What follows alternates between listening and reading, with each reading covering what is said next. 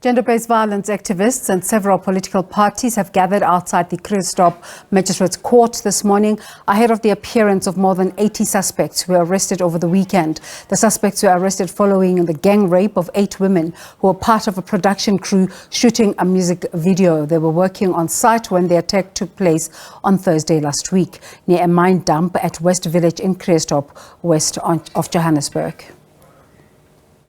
We must condemn whatever that has happened and also say through this incident there's been now a true revelation of the trauma and the terror that we as the community of Mogale have been living under.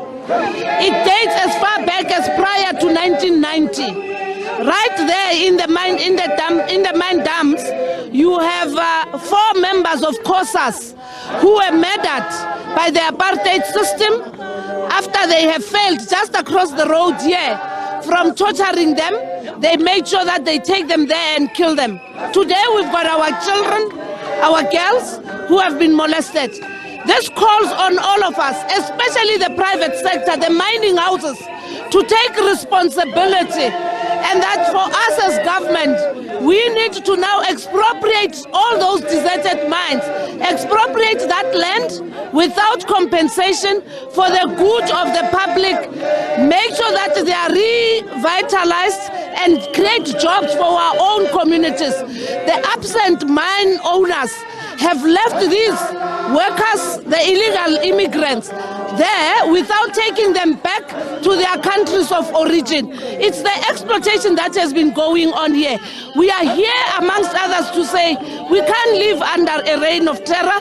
2, we are calling on everybody to support government's intention of expropriating all those pockets of land, whether it's Simunye, whether it's Lonmin, whoever who has deserted, because even now we believe there are many who are now underground because there's life happening underground and we have all been living under misery in this area.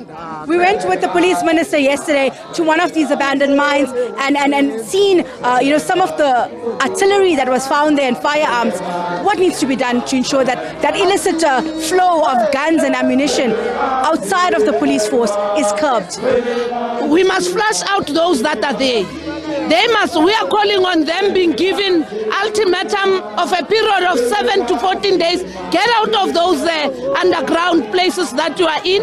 Otherwise, flush them out, close those places and rehabilitate and make sure that the reclamation of mine dumps actually is given to the communities so that we create local economics. Follow the gold.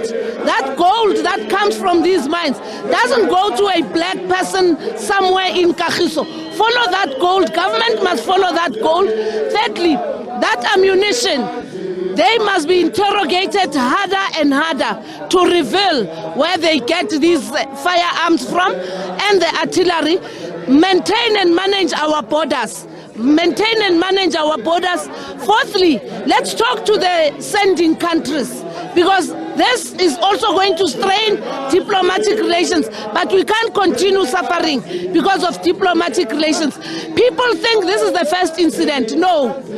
A few weeks ago, women were raped just there. 2 months ago, we had communities actually being attacked. They go into people's houses, they take things, they rape without any immunity. They go in and do all these things.